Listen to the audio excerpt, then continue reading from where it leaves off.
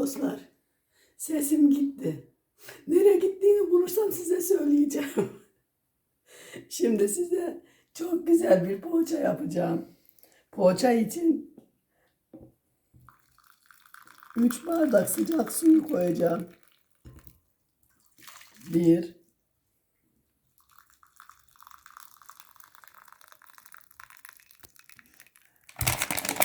2,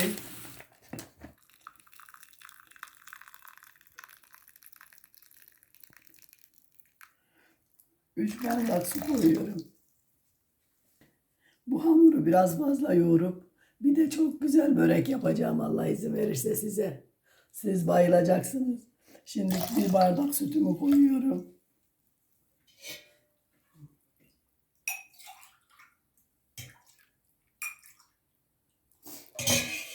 2 bardak süt koydum. Bakın şöyle 1 bardak zeytinyağı koydum.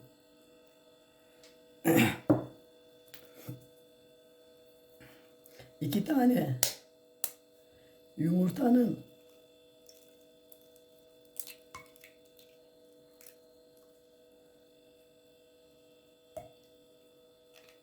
şöyle ayırdım güzelce ne. Çünkü üstüne kullanacağım sevgili dostlar. Çok güzel bir börek, harika bir poğaça yapacağım size.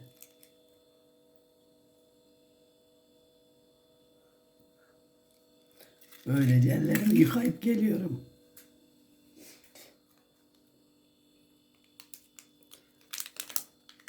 Sevgili dostlar bakın bir pakette mayam var. Böyle mayamızı da döküyorum. 2 kaşık da sirkem var. Elma sirkesi ama siz istediğiniz sirkeden kullanabilirsiniz. Şimdi bunu Tuz. Evet. Tuzumuz ve şekerimiz olur. Sevgili dostlar ben grip olmuşum. Korona testine gittim ama korona testim temiz çıktı. Ama bu grip sesimi götürdü. Sesimin gittiği yeri söyledim.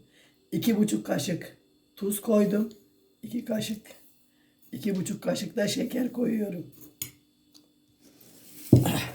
Şimdi Allah izin verirse başladım yoğurmaya. Ağrır yerim yok sevgili dostlar. Sadece sesimde problemim var. Sesimdeki problem de inşallah geçecek.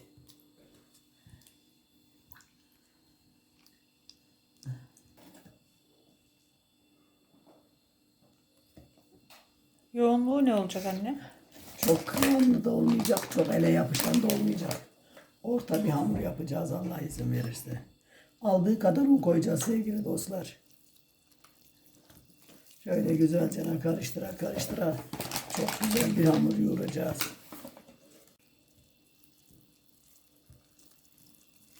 Bizim hamur hemen mayalandı mı bilmem konuşmaya başladı sevgili dostlar. Kabarmaya de. Çünkü dil farklı da olan ülkeler anlamıyor.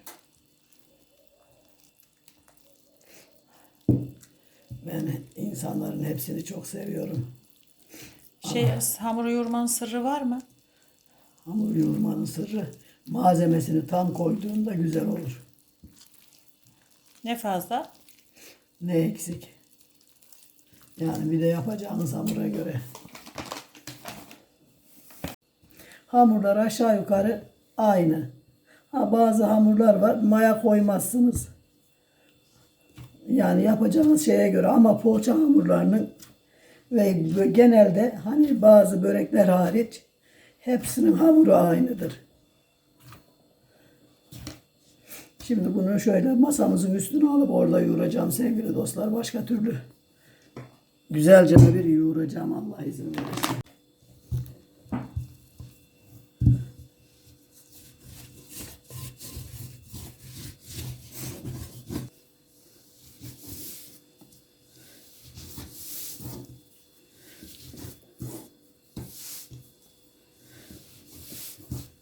Bez örtüp üstünü kapatalım. Üşümesin. Evet. Mümkünse. Olunca görüşürüz. Böylece burada beklesin ben ellerimi yıkayayım geliyorum. Bakın sevgili dostlar.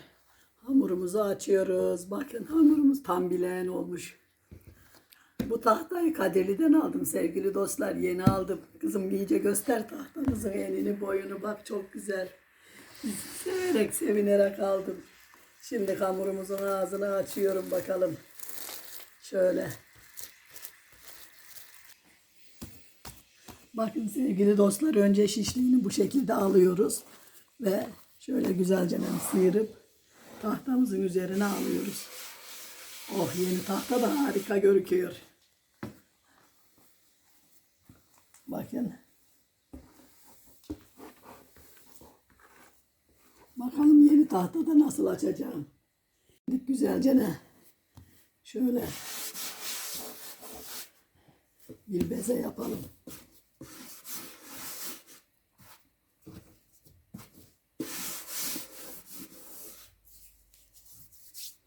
Bir beze yaptığımızda hamurlarımızı kestiğimizde görüşürüz sevgili dostlar.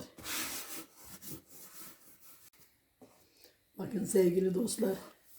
Şimdi hamurumuzu şöyle dörde böldüm, şunu şey olarak kaldıracağım. Bundan börek yapacağım sevgili dostlar. Harika bir börek. Şimdi bunlar burada dursun. Şimdi poğaçalık bezelerimizi yapalım. Sevgili dostlar, biz poğaçamızın içini ayarlayana kadar bu şöyle 10 dakika bir dinlensin. Börek hamurları da dinlenecek değil mi anne hep? Evet. Şimdi börek hamurunun bezelerini de yapacağım. Onlar da dinlenecek elbette ki. Dinlenmezse açamayız. Tamam.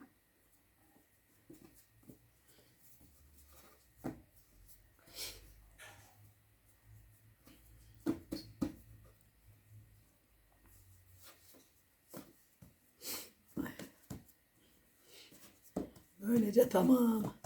Bunlar hazır.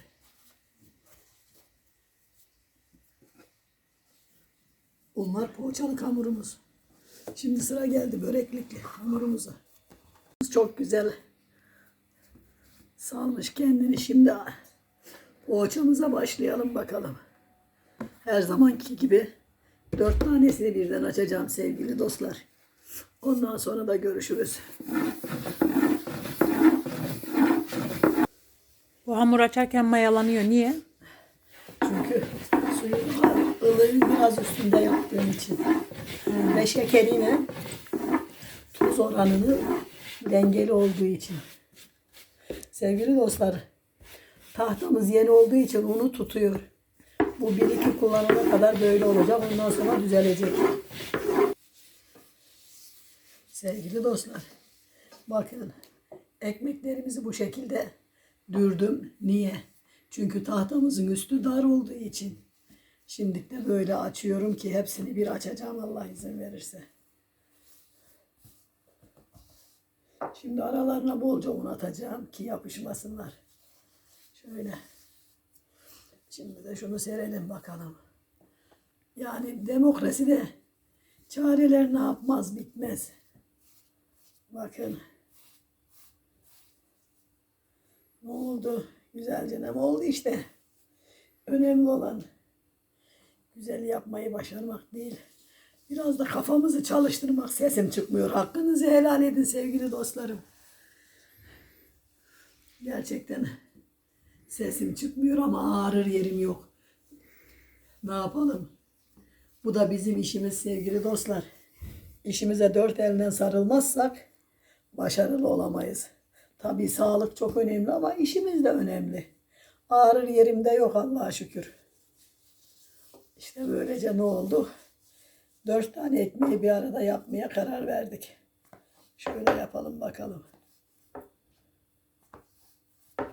Ya Allah ya Bismillah. Bu tahta tutuyor yeni olduğu için sevgili dostlar. Şöyle yapalım.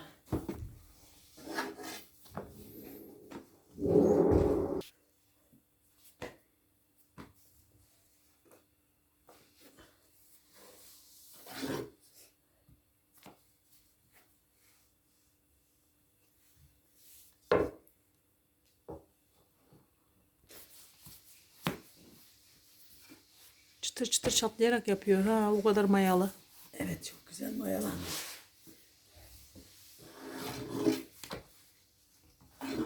Ve bitti değil mi anne? Açılımı. Hayır, bitmedi daha. Bunu isterlerse yuvarlak klasik poğaça hamurunda da kullanabilirler. Böyle açma hamurda da değil mi anne? Tabii ki de herkes Poğaçada. poğaçasını nasıl görmek istiyorsa öyle yapabilir. Ama bu farklı ve güzel bir poğaça. Ama bu kadar açamıyorlarsa da illa açacağız da bu poğaçayı yemeyeceğiz değil. Tamam. İlla böyle yapmak zorunda değiller. Merdaneyle de açılabilecek bir hamur bu. Tamam oldu. Hadi bakalım. Sevgili dostlar, bakın. Tahta geniş, oklava geniş.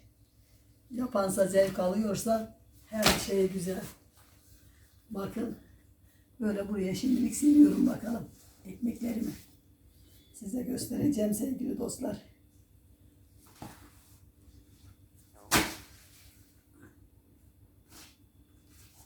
Vuracağım diye yırttın. Yırtılsın, zaten poğaça olacak. Tamam. Şimdi bu son ekmeğimizde. Sevgili dostlar, yırtılmasının hani biraz üzgün gibi olmasının sorunu nedir? Biliyor musunuz? Tahtanın bunu tutuyor olması. Şimdi sinimizi verir misin kızım bana?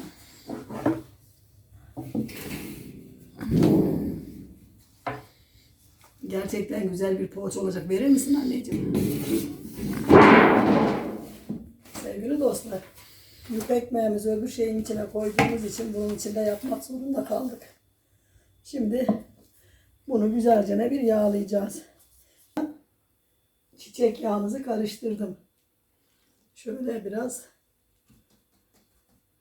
elimden sürmeye karar verdim. Tereyağıyla, zeytinyağıyla harika oluyor sevgili dostlar. Şöyle elimden yapacağım çünkü bu kadar genişe yedirmeniz gerekiyor. Fırçayla da çok uğraşmak istemedim. Şimdi bana bir tane hamur verir misin kızım? Sevgili dostlar, bunu da böyle hemen bunu da böyle yağlayacağız. Her katı yapıyoruz. Evet. Benim kızım şimdi bana daha yağ getirecek. Bu yağ az oldu. Tamam. Önce ekmeğimizi de serdik ve biraz da sıvı yağ ekledik. Şöyle güzelce her yerine değmesi lazım sevgili dostlar. Bu çok önemli.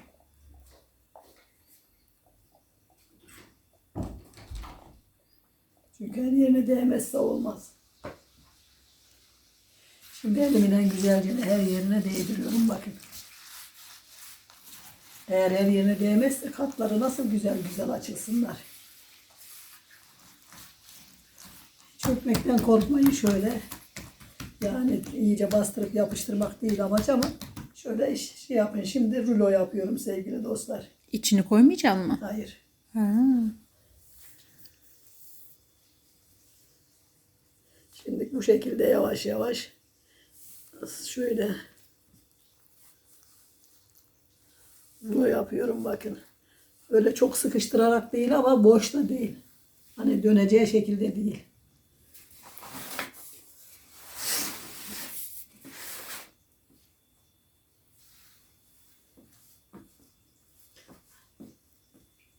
Alsana kızım şeyi, tepsiyi. Oo. Özür dilerim, çok fena ses çıkarttım. Bakın sevgili dostlar. Şurası biraz kırışmıştı. Onu görmek istiyorum. Çünkü burada yağ yoktu. Yağ buraya değmemişti. Bakın. Tepsiye sığmayan yufkamız burası yağsız kalmıştı. Onun için buraya azıcık yağ değdirmek istiyorum ben. Şöyle. Ki onlar küçük açacağı için kolay olur onlarınki. Evet, tabii ki de küçük açarsanız daha kolay olur sevgili dostlar. İlla bu kadar büyük açmak zorunda değilsiniz. İlla bu kadar ince açmak zorunda değilsiniz. Yani ben açmaya gücüm yetiyor, açtım. Ama sizin gücünüz yetmiyorsa merdaneyle üst üste yapıp bastırarak inceltebilirsiniz. Bakın.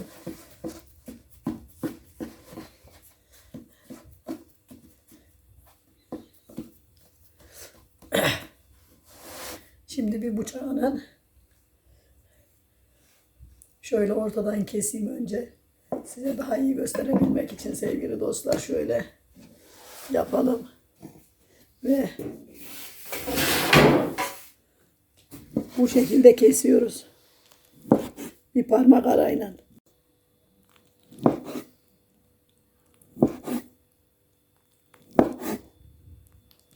Tepsimize de güzelce yerleştireceğiz, göreceksiniz.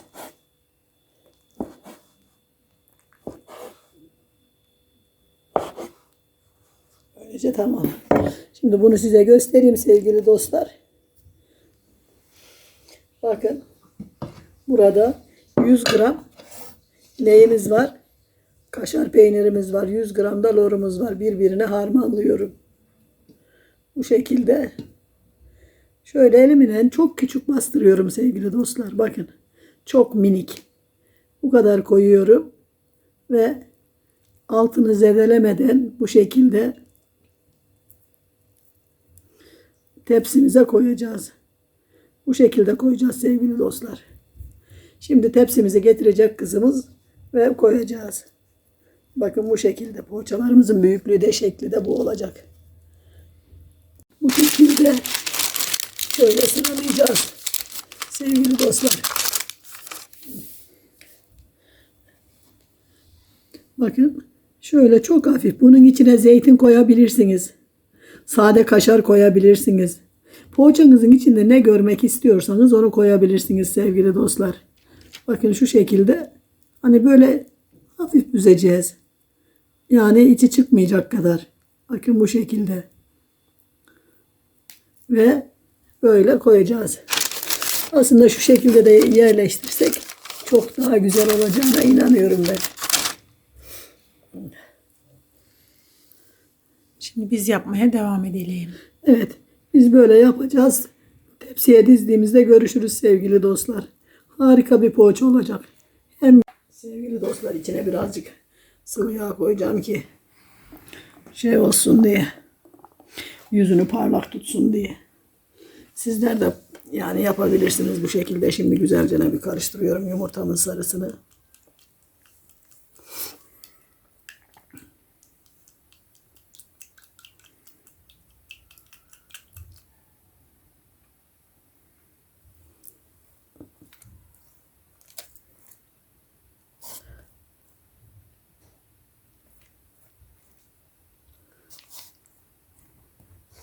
Bir içinde. Şimdi fırına götürüp bekletip maya olmasını bekliyoruz değil mi anne? Şöyle 5 dakika beklesin, ondan sonra da yavaş yavaş pişecek Allah izin verirse. Tamam, hadi bakalım. Doğru fırına gidiyoruz biz. Biz de böreğimize geçiyoruz. Kapatıyoruz.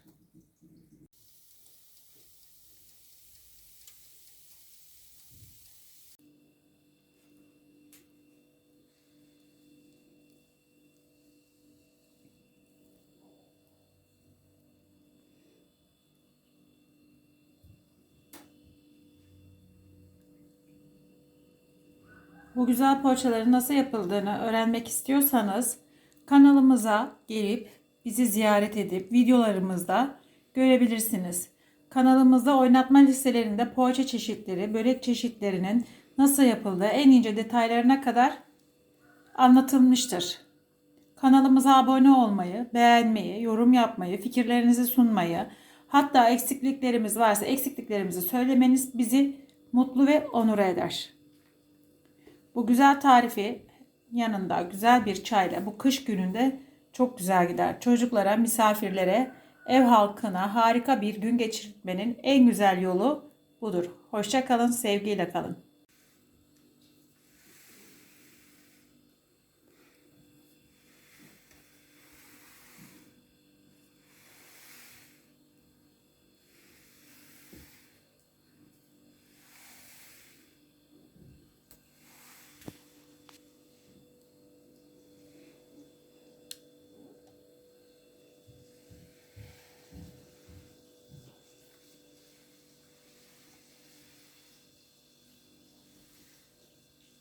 Sevgili dostlar, bakın salyangoz şeylerimiz çok güzel olmuş.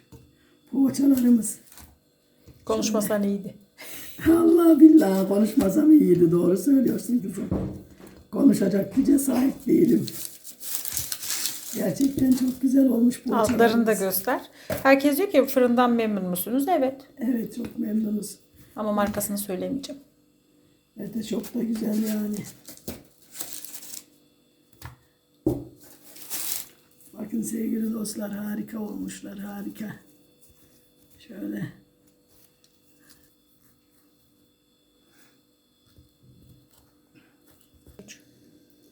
Harika görünüyor sevgili dostlar.